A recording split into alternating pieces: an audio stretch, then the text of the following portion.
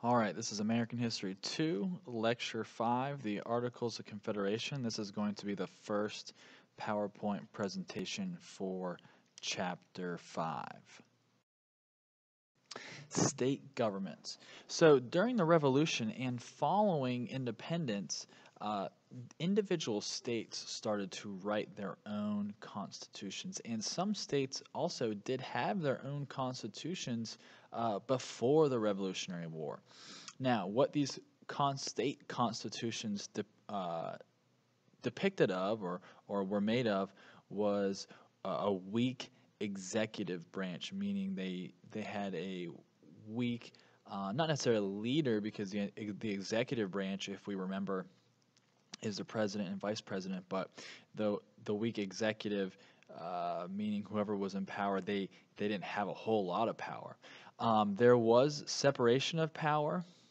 We know this as the separation of powers between the three branches of government today, and also within these state constitutions was the idea of republicanism, and these were all common traits within these individual state governments.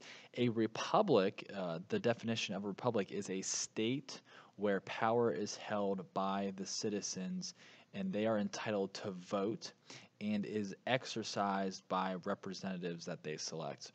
So if you think about it, a state, they're not talking about individual states. A state could also mean a nation. So a nation where power is held by the citizens, and the reason they have power is because they can obviously vote. And who do they vote for? They vote for these representatives into office.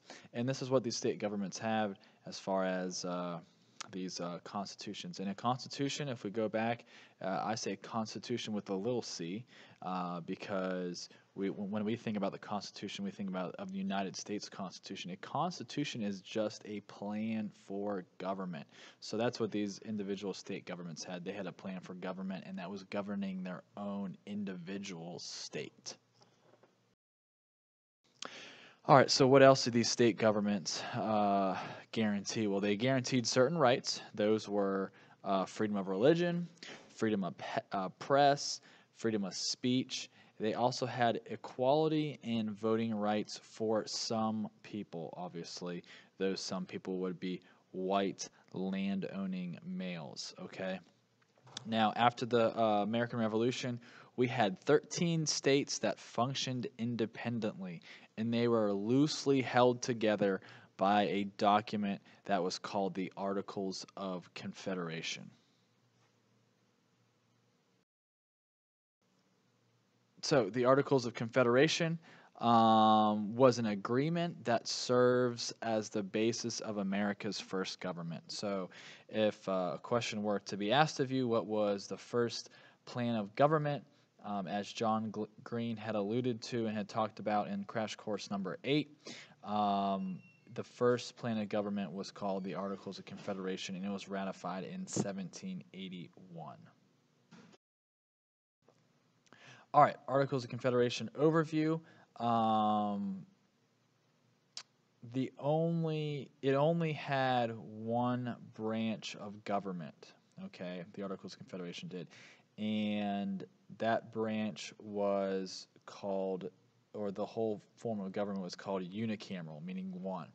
What could the Articles of Confederation do? They could declare war. They could sign treaties. They could borrow money. They could coin money. Coin money means print money. And it established a postal service, and the Articles of Confederation allowed the government, which was the government, to enter into treaties with Native Americans, or they could have treaties with Native Americans. And each state had one vote in Congress, in this unicameral Congress, regardless of the size of or how many people lived in that state. So if you think about our government today, we have three branches of government. The Articles of Confederation only had one branch of government, and that was Congress. Western lands. So the United States had gained territory during the Revolutionary War. Okay, states seceded land claims to the federal government, so that means they gave parts or some land that they had to the federal government. And the question is, how is this land going to be settled and how is it going to be divided up? Okay. So, this western land, what I'm talking about, or the land acquired from Great Britain through the war, is the part that is encircled in red.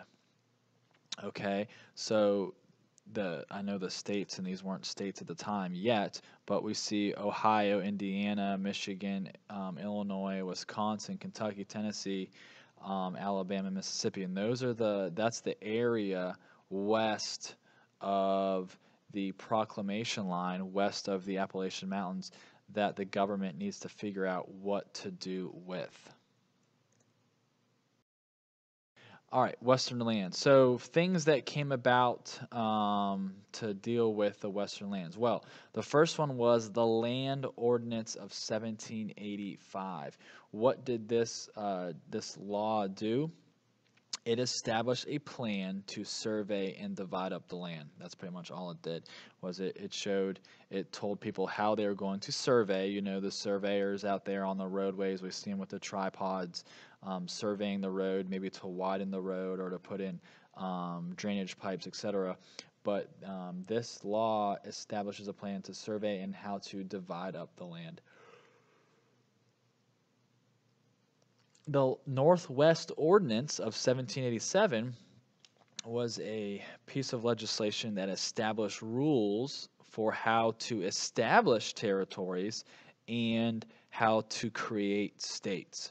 This piece of legislation also bans slavery in the Northwest Territory, and the Northwest meaning those territories that are north and west of Virginia. So those states would eventually become Ohio, Indiana, Illinois, Michigan, Wisconsin. Those are what they're talking about, Northwest. And the Northwest Ordinance is considered the only real success of the Articles of Confederation. All right, so let's talk about the Articles some more. What are the problems with the Articles of Confederation? Obviously, we do not have the Articles of Confederation anymore because we got rid of them. We have the United States Constitution. So, what was the deal with the Articles of Confederation? Well, it showed that there were weaknesses with the national government. The national government could not tax. You might say, well, taxes aren't good because taxes mean you're paying money to the government. Yes, but taxes are good because the government uses that money to build roads, bridges, highways, etc. with your money. So if they don't have any money, then those things aren't going to be built. They could not enforce laws. If you remember from civics class, the executive branch enforces the laws. The legislative branch makes the laws, and the judicial branch judges or interprets the laws. So there was no executive branch, so there was no one to enforce the laws. It could not regulate trade. The national government could not regulate trade between the states, or could not regulate trade from the states to other countries. So that was an issue. There was no court system. I already alluded to that with the judicial branch. There was no respect abroad, meaning other countries did not respect the United States abroad. It could not pass new law, or in order to pass new laws, 9 out of the 13 states must agree. So that's like a supermajority. That was very difficult to achieve. And it could not amend or change laws because 100% of the states had to agree. That's 13 out of 13 of the states had to agree, and that was very difficult to do as well. Also, there was conflicts between the 13 states. There were border disputes. Each state had different money. So if you were traveling from North Carolina to Virginia, for example, you had to make sure that you had Virginia's nickels and quarters and coins. So that made it difficult. Trade disputes, as far as who's going to regulate trade, who had jurisdiction, and those types of things. War debts. So just like after the French and Indian War and after the American Revolution, the country was in debt and they needed to pay off those debts. There was also questions of legal jurisdiction, just like the coin issues going back and forth between the states of North Carolina and Virginia, for example. What if someone got in trouble in North Carolina and fled to Virginia? What was going to happen to them? So there's questions about legality and such. So Shays' rebellion prompts changes. So states are in debt from the war. There are rising, trying to raise taxes.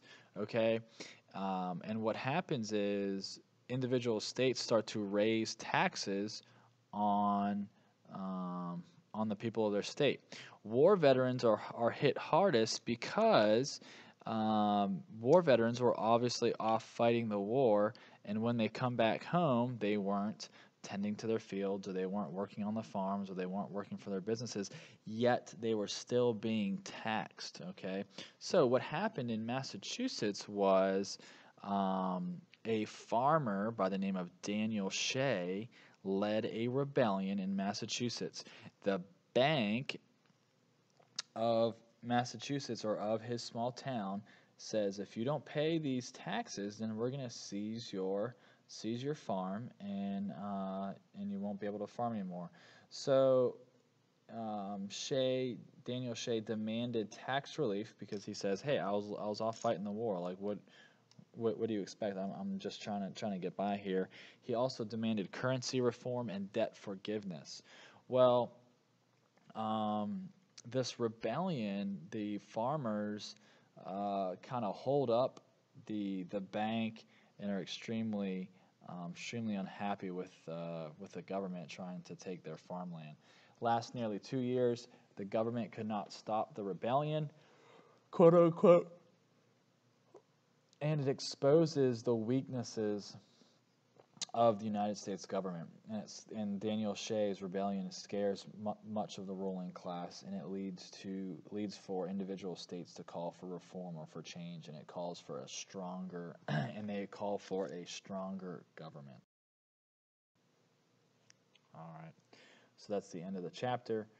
We'll pick up, end of the lecture, and we'll pick up next time for the other lecture, and we'll pick up with the U.S.